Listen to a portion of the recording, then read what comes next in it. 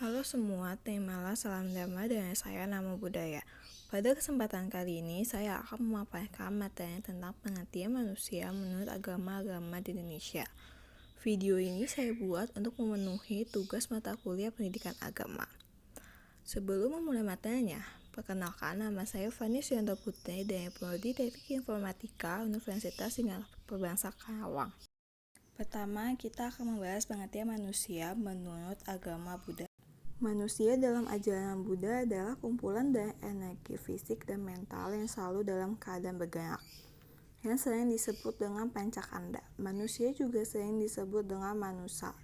Dalam bahasa Pali yang memiliki arti, mereka mempunyai pikiran yang maju. Kalau dalam bahasa Sanskerta, manusia memiliki arti manusia yang berarti anak-anak manu.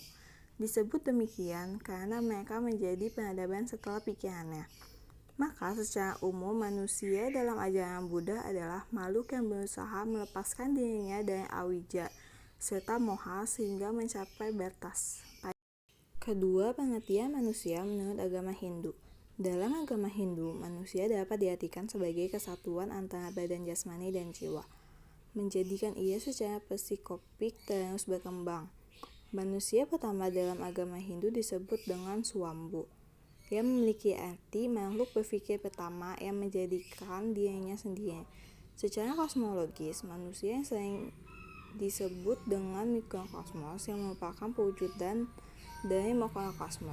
Manusia menurut agama Hindu disebut dengan makhluk Tripramana karena memiliki 3 kemampuan utama, yaitu kemampuan berpikir, berkata, dan berbuat.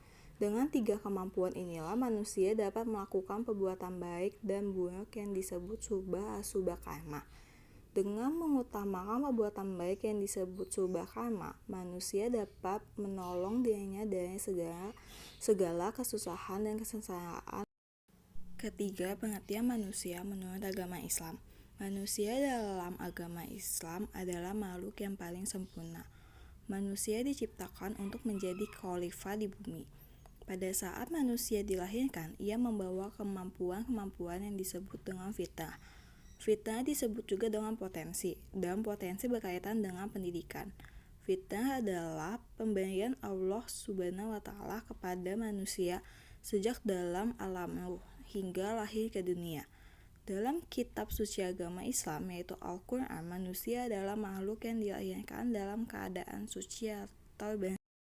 Keempat, pengertian manusia menurut agama Kristen dan Katolik. Manusia dalam agama Kristen dan Katolik adalah satu-satunya makhluk ciptaan Tuhan yang berakal budi. Manusia menciptakan dan membangun, senantiasa menggunakan yang tersedia di alam yang merupakan ciptaan Allah. Manusia ditugaskan oleh Allah dalam rangka menggalang keharmonisan manusia, dan Allah menurut Kejadian 1 ayat 28, ciptaan terakhir yakni manusia mendapatkan mandat untuk bertanggung jawab atas seluruh ciptaan. Tanggung jawab terhadap alam sebagai ciptaan Allah juga telah dipertegas lewat kehadiran Kristus Yesus. Yang terakhir, pengertian manusia menurut agama Konghucu. Manusia dalam agama Konghucu berasal dari kedua orang tua, dianugerahi sifat-sifat mulia dan agung sejak lahir oleh Tian. Manusia juga diberikan perintah suci dalam menyampaikan ajaran agamanya kepada seluruh umat Konghucu. Perintah suci tersebut akan dimintai pertanggungjawabannya di hadapan Tei. Oleh karena itulah, maka manusia ditempatkan dalam kedudukan tertinggi.